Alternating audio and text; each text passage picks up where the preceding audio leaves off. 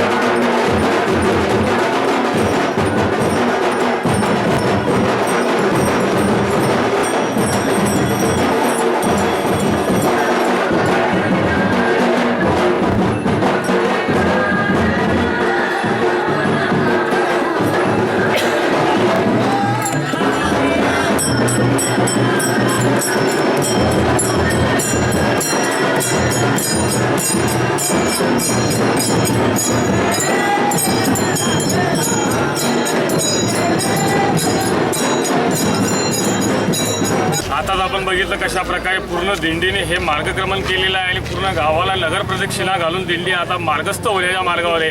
ही जी दिंडी आहे पायी दिंडी सुप्रीम कॉलनी जळगाव ते थेट शेगाव इथपर्यंत ही जात असते आणि हिचा कालचा मुक्काम हा फत्तेपूर या गावात होता। जाणून घेऊ आपण त्यांच्या अध्यक्षांकडून की त्यांना दिंडीच्या पूर्ण प्रवासात काय काय अनुभव येतात। माऊली, आमची दिंडी ही supreme colony MIDC area Jalgaon इथून 5वं वर्ष आमचं हे शेगाव इथं जात असतं आणि आमच्या ज्या काही मनोकामना असतात त्या बाबा पूर्ण करतात। यात काही म्हणजे आता शंका करण्याचं काहीच काम नाही आहे। आणि विशेष म्हणजे आमचे हे फत्तेपूरचे जे यजमान आहेत दिनेश भाऊ शर्मा, हे एकदम चांगली प्रकारे अशी व्यवस्था करतात आमची। हे म्हणजे असे घरीसुद्धा अशी व्यवस्था होत नाही, अशी चांगल्या प्रकारे जे पाहुणे वगैरे येतात त्यांचीसुद्धा व्यवस्था होऊ शकत नाही, अशी चांगल्या प्रकारे व्यवस्था ती करतात।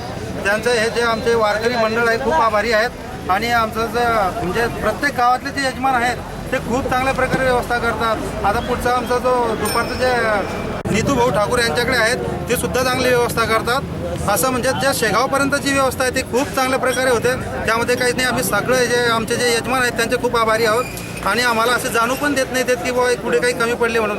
चहा नाश्ता जेवण खूप चांगल्या प्रकारे होते आणि रात्रीचा मुक्कामची जी व्यवस्था आहे ती पण चांगल्या प्रकारे होते। आम्ही सगळे त्यांचे आभारी आहोत आणि बाबा त्यांना औंदर्य सौंदर्य सुख शांती प्राप्त करून देव ही बाबांच्या चरणी प्रार्थना। प्रेम कॉलनी जळगाव येथील हे पायी वारकरी संत गजानन महाराज हे लगातार 5 वर्षे आले माझ्याकडे येते आहे आणि मी 5 वर्षापासून बाबाच्या आशीर्वादाने बाबाच्या प्रेरणेने त्यांची मी सेवा करत आहेत आणि हे सर्व जे काही घडत आहे हे सर्व बाबा आपल्याला बाबाच्या कृपेने आणि सर्व मार्गदर्शन जे बी आहे बाबा सांगता म्हणून आपण करतो। त्याच्यामध्ये आपलं काही मोठं पण नाही आहे आणि सदर दिंडीला फत्तेपूरवासी आणि शर्माजी पेट्रोलियम आणि दिनेश शर्मा यांच्यातर्फे मी यांना हार्दिक शुभेच्छा देतो। यांचा पुढचा प्रवास सुखाचा जाओ असे मी संत गजानन महाराज यांच्या चरणी विनंती करतो।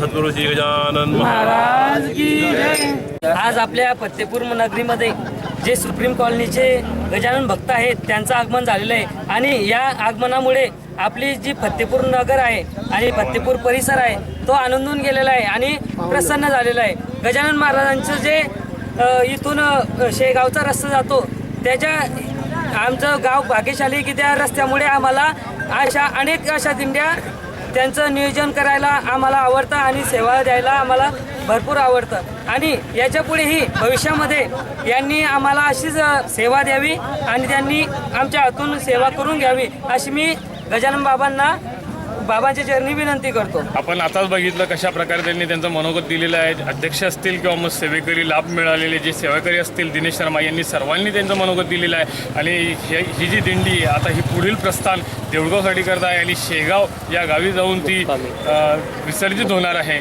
त्याची सांगता तिथं होणार आहे. माऊलींचरणी ते सांगता करतील. कॅमेरामन राजू मनियारसह मी रिपोर्टर हसमुख नेरिया JBN महाराष्ट्र न्यूज. नेरी गाव अतिक्रमणाच्या विळख्यात सापडले असून पूर्वीच्या झालेल्या अतिक्रमणाबरोबरच सध्या होत असलेल्या अतिक्रमणामुळे येथील रहिवाशांना येण्या जाण्यास त्रास होत आहे. पूर्वी ज्या रस्त्याने 4 चाकी वाहने सहज ये जा करायची त्याच रस्त्यामधून आज साधी मोटरसायकल घेऊन जाणे अवघड झाले आहे. ग्रामपंचायत प्रशासनाने या गंभीर समस्येकडे लक्ष द्यावे अशी येथील रहिवाशांची मागणी आहे. मॅडम आमची समस्या गावात येण्यासाठी म्हणजे रस्ताच नाही गावात घुसण्यासाठी. सर्व अरुंद रस्ता आहे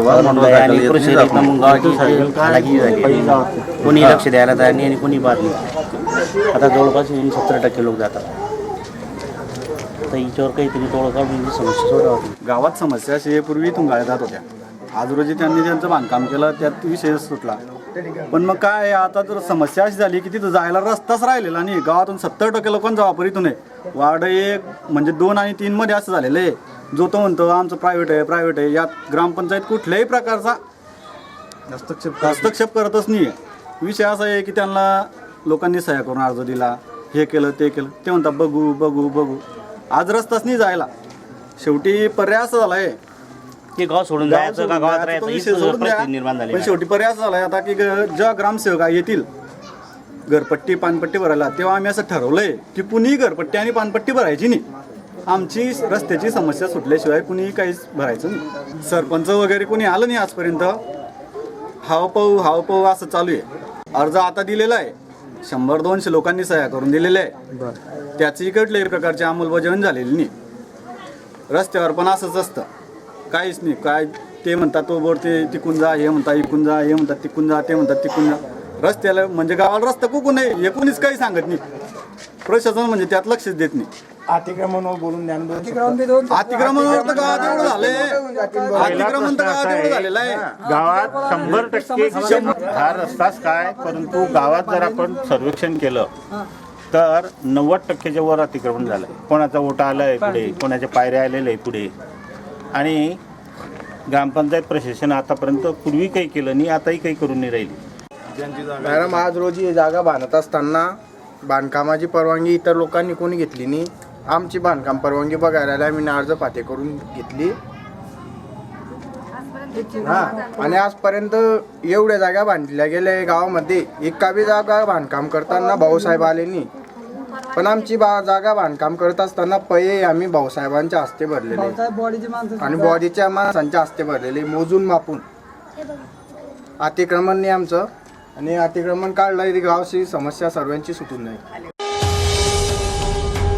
विधान परिषद निवडणुकीचा आज शेवटच्या दिवशी गुलाबराव देवकर यांच्यासह मातंबर उमेदवारांनी माघार घेतली असून भाजपाचे चंदू पटेल यांची अपक्ष उमेदवारांशी लढत होणार आहे. चंदू पटेल यांना सर्व पक्षीयांचा पाठिंबा असल्याने ते सर्वांचेच उमेदवार आहेत अशी प्रतिक्रिया नामदार गिरीश महाजन यांनी माध्यमांशी बोलताना दिली. राहिलेले आहेत. माझ्यासोबत सुसचे गुलाब भाऊ या ठिकाणी आहेत.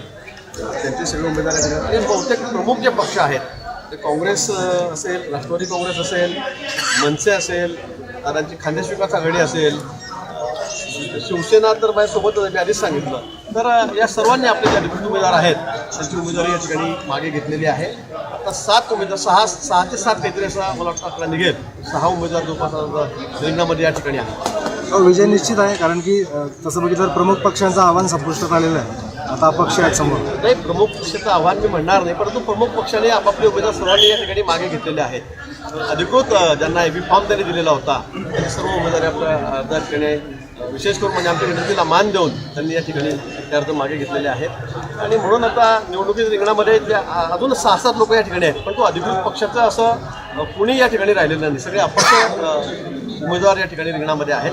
मला वाटतं फार परिश्रम आता मला घ्या, पण तो शेवटी निवडणूक आहे. निवडणुकीमध्ये शेवटच्या क्षणापर्यंत या ठिकाणी लढावं लागतं, त्यासाठी प्रयत्न करावे लागतात. निश्चित आमचा उमेदवार सर्वांचा आमचा हा उमेदवार आहे आणि हा बहुमताने यावेळेला निवडून येईल. पुन्हा भेटूया, तोपर्यंत पाहत राहा JBN महाराष्ट्र न्यूज. नमस्कार.